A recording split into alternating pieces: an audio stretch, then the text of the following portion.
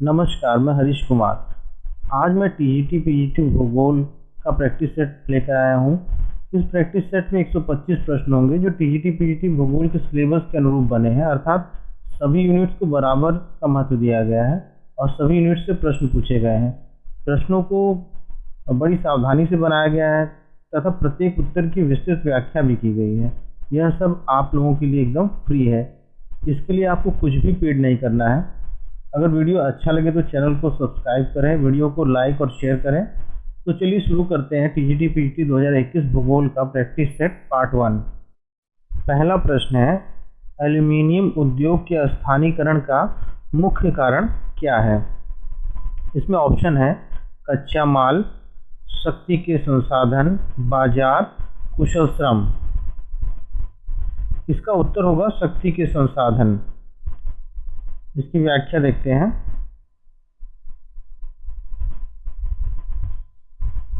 शक्ति के संसाधनों में कोयला, पेट्रोलियम, परमाणु ऊर्जा सम्मिलित है। किसी भी उद्योग के स्थानीयकरण के लिए कच्चा माल, शक्ति के साधन, श्रम एवं पूंजी, बाजार एवं परिवहन इसकी आवश्यकता होती है। जैसे इलेक्ट्रॉनिक्स उद्योगों के लिए बाजार अधिक आकर्षित करता है, वस्त्र उद्योगों में भी बाजार अधिक आकर्षित करता है। इसी तरह लौह इस्पात उद्योग कच्चे माल के स्रोत के निकट ही स्थापित होते हैं। इस मानचित्र में, भारत के मानचित्र में एल्युमिनियम उद्योगों को दिखाया गया है। जैसे यहाँ पे है रेणुकूट, बर्नपुर, मुरी, लोहरदगा, अमरकंटक, कोरबा, हीराकुंड, अंगुल, कोरापुट, चेन्नई, मैटूर, मुंबई, पुणे, रत्नगिरी, कोयना, बेलगाम। ये भारत के एल्युमिनियम उद्योग की अवस्थिति को दर्शाया गया है इसमें। दूसरा प्रश्न है, संसाधन से अर्थ किसी उद्देश्य की प्राप्ति करना अर्थात व्यक्तिगत आवश्यकताओं तथा सामाजिक उद्देश्यों की पूर्ति करना है। उक्त कथन किस भूगोलवेत्ता के हैं? ऑप्शन है जिम्मरमैन, मिचेल, सावर, बाउमैन। इसमें उत्तर होगा जिम्मरमैन। संसाधन क्या होता है पहले ये देखिए। कोई भी वस्तु जो मानव की आवश्यकताओं की पूर्ति का कार्य अंशतः या पूर्णतः करती है संसाधन कहलाती है। जैसे कोयला अपनी आकृति, रंग, गठन के कारण संसाधन नहीं होता, अपितु ऊर्जा देने के कारण इसे संसाधन कहते हैं। जिमरमैन ने इसके अलावा दो कथन और कहे हैं, जैसे मनुष्य का ज्ञान ही सबसे बड़ा संसाधन है, संसाधन होते नहीं मानवीय सहयोग से बनते हैं। ये दो बहुत प्रश्न पूछा जाता है। मनुष्य का ज्ञान ही सबसे बड़ा संसाधन है और संसाधन होते नहीं बनते हैं मानवीय सहयोग से। अगला प्रश्न है, मानव के निकटतम पूर्वजों में जिस वर्ग के प्राणियों को सम्मिलित किया जाता है उन्हें उच्च स्तनय मानव अथवा क्या कहा जाता है? ऑप्शन है आदि मानव, प्राइमेट, प्रथम मानव, बंदर। इसका उत्तर होगा प्राइमेट।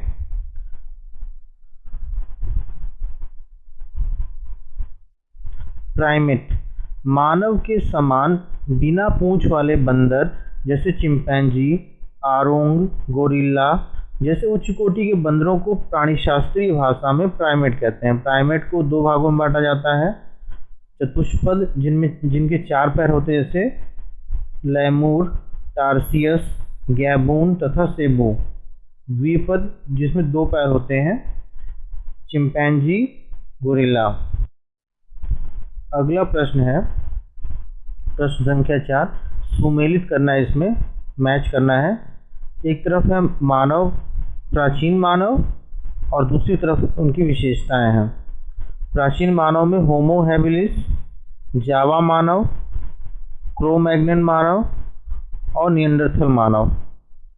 इधर विशेषताओं में पहली विशेषता अक्षर भाषा का ज्ञान, श्रम विभाजन, धर्म संस्कृति की स्थापना। दूसरा है इसमें सर्वप्रथम हथियारों का प्रयोग।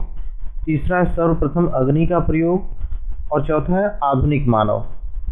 इसमें मैच करना है। पहला है होमो हैबिलिस। होमो हैबिलिस ने सर्वप्रथम हथियारों का उपयोग किया था। मानव का पहला पूर्वज था जिसने हथियारों का निर्माण किया। इन्हें टूल मेकर भी कहा जाता है, मतलब अर्थात ए का 2 है, ए का 2 ये ऑप्शन मिल रहा है। फिर जावा मानव, ये पहला मानव जिसने अग्नि का प्रयोग किया था, सर्वप्रथम अग्नि का प्रयोग, बी का 3।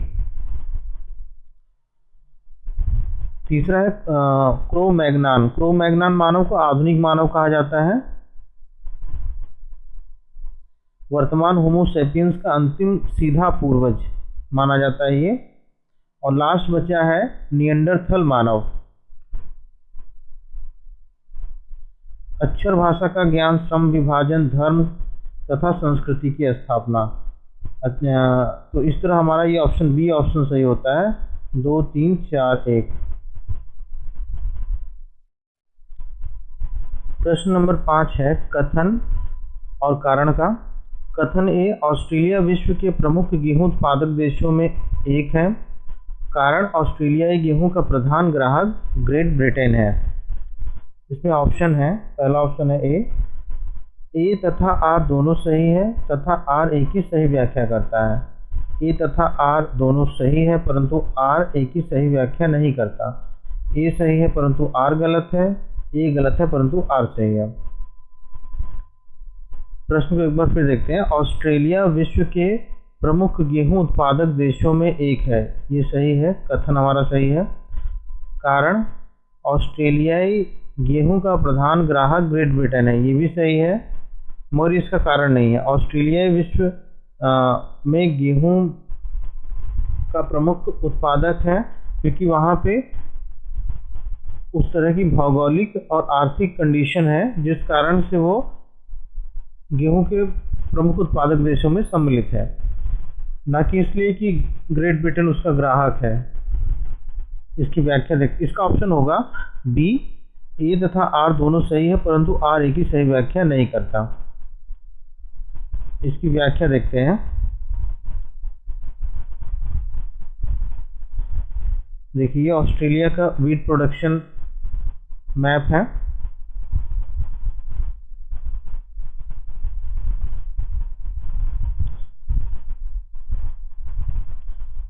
ऑस्ट्रेलिया की लगभग 45% कृषि भूमि पर गेहूं की कृषि होती है, जिसमें मुख्यतः न्यू साउथ वेल्स और वेस्टर्न ऑस्ट्रेलिया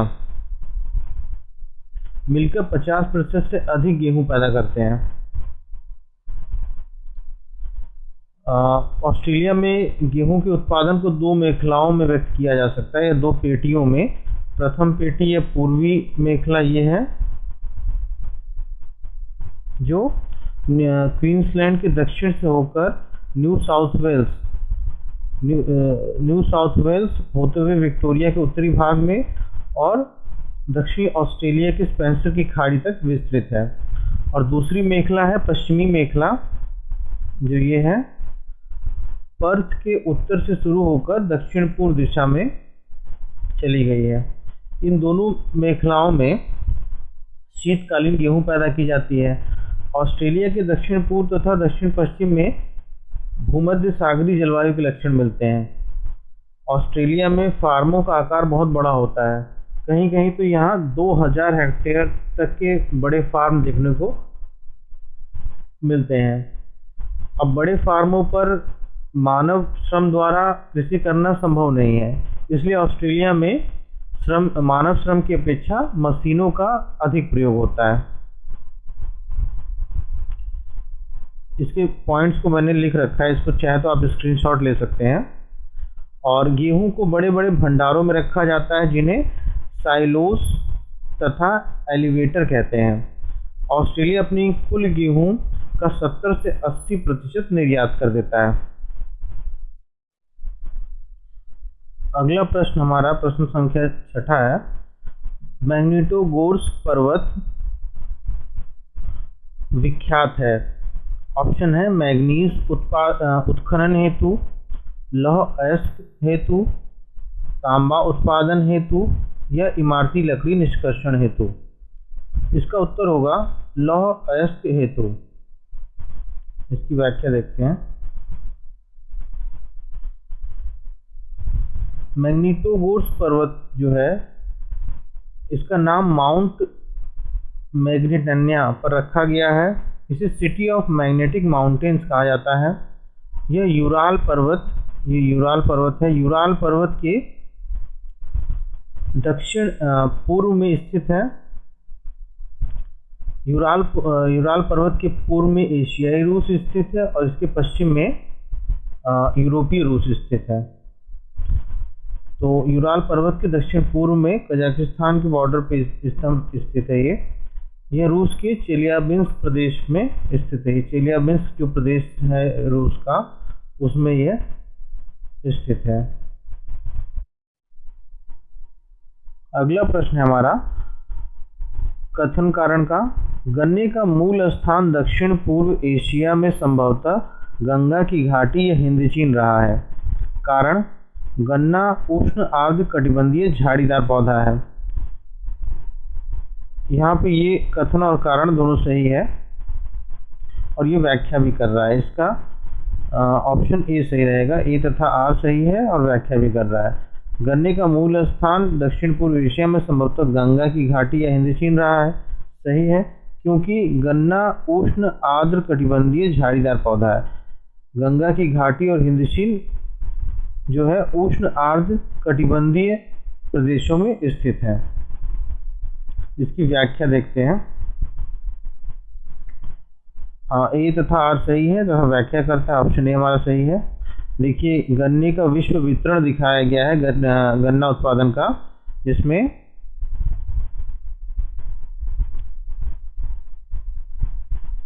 ये आपका कर्क रेखा है, ये आपकी मकर रेखा है और ये भूमध्य रेखा है।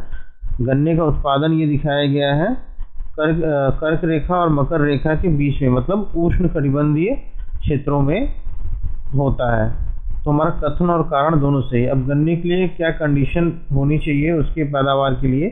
सबसे पहले तापमान जो है हमारा 21 डिग्री सेंटीग्रेड से 27 डिग्री सेंटीग्रेड तक होना चाहिए। वर्षा लगभग 150 सेंटीमीटर होना चाहिए।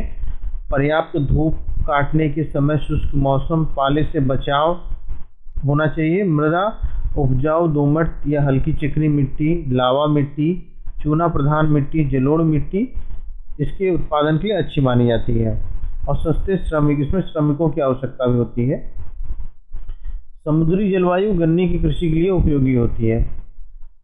हवाई द्वीप समूह में गन्ने की प्रति हेक्टेयर उपज विश्व में सर्वाधिक है। अगला प्रश्न है हमारा, तमराई कृषि प्रचलित है ब्राजील में, थाईलैंड में, वियतनाम में, मलेशिया में।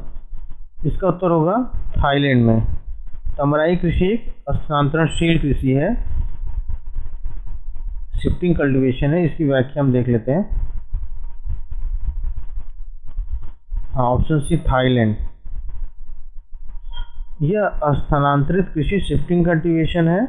यह मुख्यतः उष्ण कटिबंधीय वनों में प्रचलित है। इस कृषि को चलवासी कृषि, आदिम कृषि, काटना एवं जलाना / बर्न कृषि तथा झाड़ी परती कृषि, बुश फैलो एग्रीकल्चर भी कहते हैं। सबसे पहले इसमें जंगल के किसी भाग को कृषि हेतु चुना जाता है, उसको काट के जलाया जाता है, उसको साफ किया जाता है। फिर उसके बाद 2 से 3 या 1 से 3 वर्षों तक उस पर खेती की जाती है। जब इस भूमि की उपजाऊ शक्ति खत्म हो जाती है तो इसको छोड़ देते हैं और फिर उसके बगल में किसी उपयुक्त स्थान का चयन किया जाता है। वहाँ वही प्रक्रिया दोहराई जाती है। उसको काटते हैं, जलाते हैं, साफ करते हैं, खेती योग्य बनाते हैं, फिर उस पर खेती करते हैं 2-3 वर्षों तक। फिर जब उस भूमि की उपजाऊ शक्ति खत्म हो जाती है तो फिर किसी अन्य क्षेत्र का चुनाव करते हैं और जो क्षेत्र छोड़ते हैं पीछे उस पर वृक्षारोपण कर दिया जाता है, उसे वैसे ही छोड़ देते हैं। तो ये होता है शिफ्टिंग कल्टीवेशन, मतलब एक स्थान से दूसरे स्थान पे स्थानांतरित होकर कृषि की जाती है। अब विश्व में इनको अलग अलग नामों से जाना जाता है। जैसे मलेशिया में लदांग, मध्य अमेरिका में मिल्पा, ब्राज़ील में रोका, उत्तर पूर्वी भारत में झूम, वेनेजुएला में कोनुको, मेडागास्कर में टावी, फिलीपींस में कैगिन, कांगो एवं मध्य अफ्रीका में मसोल, जावा में हुमा, सुमात्रा में जुमा, म्यांमार में तुंगिया या टोंगिया, लाओस में रे, श्रीलंका में चिन्ना। ये तो विश्व के अलग अलग देशों में या क्षेत्रों में विभिन्न नामों से पुकारा जाता था। भारत में भी इसको अलग अलग क्षेत्रों में अलग अलग नामों से जाना जाता है। जैसे उड़ीसा में पोदू, कोमन तथा बिंगा, पश्चिमी घाट विशेषकर केरल में कुमारी, दक्षिण पूर्व राजस्थान में बालरा, बस्तर में डहियार दीपा और बुंदेलखंड में वेवार। 9वां प्रश्न है, तुला क्षेत्र संबंधित है कोयला उत्खनन, हीरा उत्खनन, सोना उत्खनन, लौह अयस्क उत्खनन। इसका उत्तर होगा कोयला उत्खनन। तुला क्षेत्र जो है रूस में पड़ता है, यह यूरोपीय रूस में स्थित है। इसकी व्याख्या देख लेते हैं। तुला मास्को कोयला क्षेत्र यूरोपीय रूस में स्थित है। यहाँ लिग्नाइट किस्म का कोयला मिलता है। ये रहा मास्को बेसिन, इसी में तुला मास्को गोरकी औद्योगिक प्रदेश स्थित है, इसी में ये कोयला मिलता है। रूस की अधिकतर जनसंख्या यूराल पर्वत के पश्चिम में निवास करती है, जो यूरोपीय रूस में निवास करती है, और इसमें खनिज संसाधन जो है वो एशियाई रूस में अधिक पाए जाते हैं। 10वां प्रश्न है, बेमेल को चुनिए। एक तरफ नदी दी हुई है और दूसरी तरफ उद्गम स्रोत। नदियों में है नील, हुआंगहो, डैन्यूब, कोलोराडो। उद्गम स्रोत में है विक्टोरिया, क्युनुलून, निकोलस श्रेणी, ग्रेट कंट्री। नील नदी का उद्गम स्रोत विक्टोरिया झील से होता है, ये सही है। हुआंगहो नदी का कुनुलून पर्वत से है, ये भी सही है। डैन्यूब नदी का उद्गम स्रोत निकोलस श्रेणी, ये गलत है, जबकि डैन्यूब नदी का उद्गम स्रोत जर्मनी के ब्लैक फॉरेस्ट से है। और कोलोराडो नदी का उद्गम स्रोत ग्रेट कंट्री, ये सही है।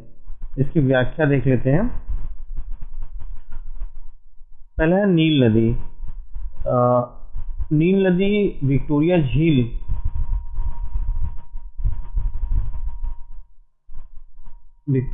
से निकलती है। इसकी दो मतलब विक्टोरिया झील से ये वाइट नील और ब्लू नील, फिर ये आपस में खार्तूम के पास मिलती हैं और यहाँ से नील नदी की मुख्य धारा प्रवाहित होती है, जो भूमध्य सागर में डेल्टा बनाती हुई गिरती है। विश्व की सबसे बड़ी नदी है ये आसवान बांध, हीरा आसवान बांध, जो मिस्र में इजिप्ट में स्थित है। नासिर झील इसी पर स्थित है। आसवान बांध और नासिर झील इसी पर स्थित है। इस नदी की कुल लंबाई 6650 किलोमीटर या 4132 मील है। अपवाह बेसिन का क्षेत्रफल 33,49,000 वर्ग किलोमीटर है या 12,93,000 वर्ग मील। मिस्र की सभ्यता को नील नदी की देन या वरदान कहा जाता है। व्हाइट नील और ब्लू नील मुख्य सहायक नदी है। इथोपिया द्वारा ब्लू नील पर बनाया जा रहा ग्रैंड रेनेसा डैम, ये ब्लू नील है और इसमें ये ग्रैंड रेनेसा डैम बनाया जा रहा है। अफ्रीका का सबसे बड़ा बांध होगा, मगर वर्तमान में ये विवादित है इस समय। अगली नदी है डैन्यूब नदी। ये जर्मनी के ब्लैक फॉरेस्ट पर्वत से निकलती है और यूरोपीय देशों की 5 राजधानियों से गुजरती हुई काला सागर में गिरती है। ये देखिए वेना है, ब्राटिस्लावा, बुडापेस्ट, बेलग्रेड और बुखारेस्ट से होती हुई ये नदी प्रवाहित होती हुई काला सागर में आकर गिरती है। अगली नदी है हमारी हुआंगहो नदी। ये कुनलुन पर्वत से निकलती है। पीली मिट्टी लोयस के कारण इसे पीली नदी भी कहते हैं। अपना मार्ग बदलने के कारण इसे चीन का शोक कहते हैं। पोहाई या चिहली की खाड़ी में गिरती है जो पीला सागर में स्थित है। इसकी कुल लंबाई 5464 किलोमीटर या 3395 मील है। अफवाह बेसिन क्षेत्रफल इसका 7,52,546 वर्ग किलोमीटर या 2,90,560 वर्ग मील है। इसकी मुख्य सहायक नदियों में ये फेन रिवर, ताओ रिवर और वी रिवर सम्मिलित है। लास्ट रिवर है कोलोराडो नदी। कोलोराडो नदी विश्व विख्यात ग्रैंड कैनियन का निर्माण करती है एवं हूवर बांध इसी नदी पर स्थित है। इस नदी की कुल लंबाई 2330 किलोमीटर या 1450 मील है। अफवाह बेसिन क्षेत्रफल 6,40,000 वर्ग किलोमीटर या 2,46,000 वर्ग मील है। ये रॉकी माउंटेन्स के ला प्यूर्डे पास से निकलकर गल्फ ऑफ कैलिफोर्निया में जाती है।